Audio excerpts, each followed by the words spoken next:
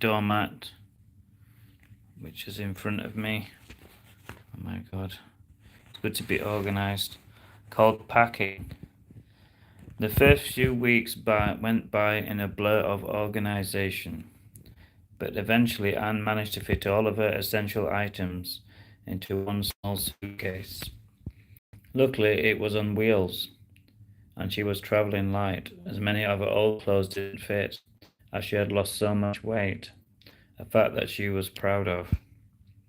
I can buy clothes when I get there, she said to herself, and she pushed down the lid of the suitcase, and then she put on her coat and with the passport inside, and then she stood in the hallway feeling nervous.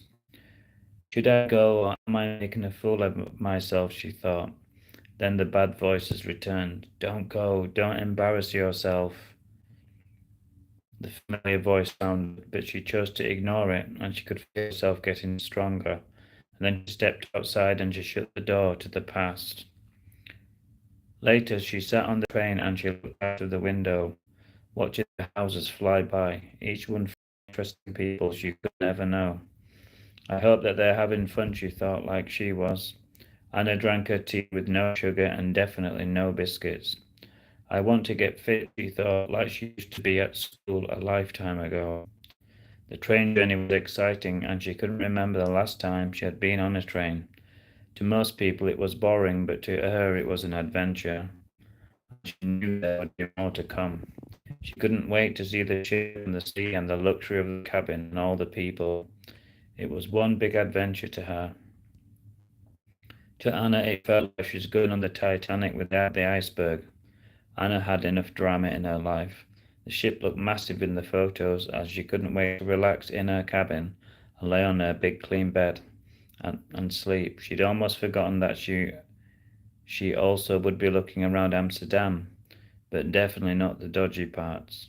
She got off the train excited and she walked over the platform, and there were loads more people with suitcases and smiling faces, and she felt a little overwhelmed and nervous, but she'd come too far to turn back now. Luckily, her suitcase was on wheels. Anna caught her breath when she saw the ship shimmering in the distance.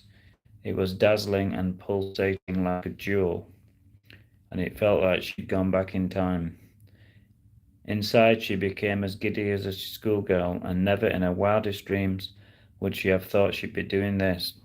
All the way to Amsterdam, it was a dream come true.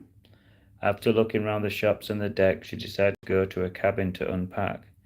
It was hard going as she went up and down in the lift and up and down the corridor. She was so tired from the journey that she had no option but to ask for directions, and finally she fell onto the cozy bed of her cabin and quickly fell asleep. Hope you enjoyed that chapter from The Mindful Man. Please sub me, all the subs really help me. I'll be reading more chapters soon. Thank you.